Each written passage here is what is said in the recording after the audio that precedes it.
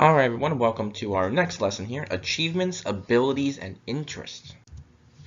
So our objectives and standards to understand the purpose of different types of psychological tests and analyze the difference between psychological tests, and take a moment there to read the standard as well.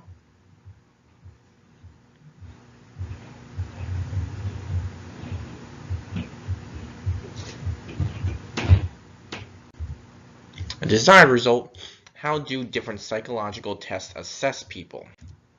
Vocabulary.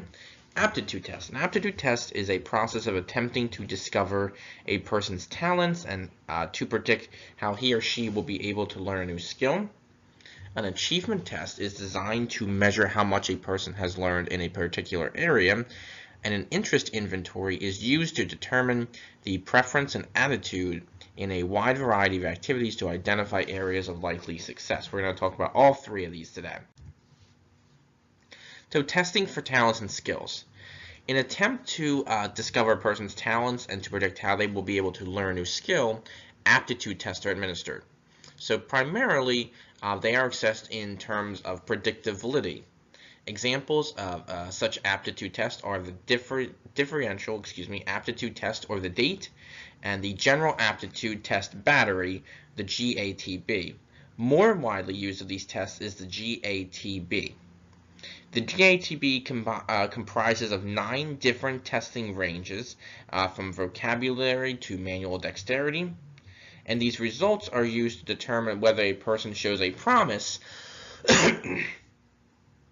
for each of the large number of occupations. Now, there are also GATB tests specifically in music, art, mathematics, language, and other fields. So again, aptitude tests are to predict how likely or how successful you would be in, say, being a teacher, or maybe an artist, or maybe a weather person, or a construction worker. So again, that's what the point of an aptitude test is, to see how successful you might be in a certain area. Now, general aptitude tests, which you may have heard of already, also include the SAT and the American College Test, or the ACT. Both were designed to predict a student's success in college. A best predictor of this is how a student did in high school, but because different standards and different, states and different areas, even, your local school districts in your area, between, maybe in your area or next to you, they might have different standards or different grading processes that, make your grades different in terms of different subjects. So the purpose of using the SAT and the ACT is combining these high school grades with SAT results are a good prediction of how a student's success in college will actually go. Now, achievement. Determining how much a person has learned in a certain area is the job of an achievement test. This could be like a math test, or a history test, or a science test, okay? These are all achievement tests. These tests allow an instructor to check a student's knowledge and allow the student to also see their own progress. They might say, hey, I did well on this test, and then 2 weeks later they might say, really didn't do too well on that math test. I need to study more of that area.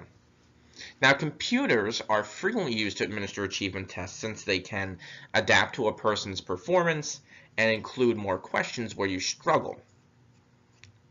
Sometimes the line between an aptitude and achievement test have become blurred, and people might be confused or not sure if they're taking an aptitude test or an achievement test. So here's some things to help you understand the difference, as well as help psychologists understand the difference. A test that is used to predict future ability is known as an aptitude test, and tests that are used to assess what a person's to test what a person knows is an achievement test.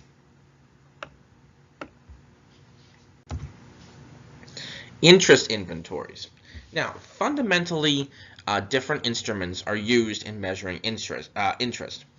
For example, on an intelligence test, there are right and wrong answers that measure a person's thinking, such as the SAT. There's right and wrong answers. If you take a test in math, there's obviously right or wrong answers. So aptitude and achievement tests have right and wrong answers. However, answers on an interest or personality test have no correct or incorrect answers. The essential purpose of an interest inventory is to determine a person's preferences, attitudes, and interests.